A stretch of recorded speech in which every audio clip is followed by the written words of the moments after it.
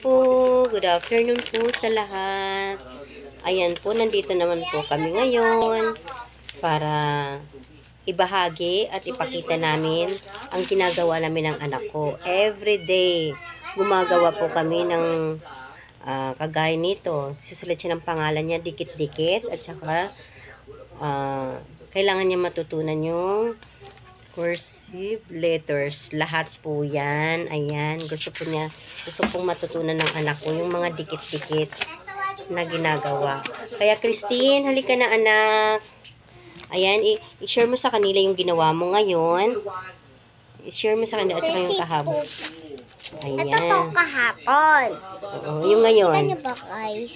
Ngayon. Yung ngayon. Yung ngayon ay... Ito po.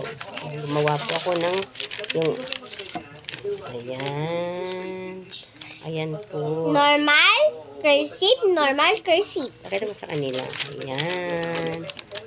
Huwag naman masyadong malapit. Ayan. Para makita nila. Kaya, thanks for watching. Subscribe. Bye-bye. My YouTube channel. Ito po si Christine.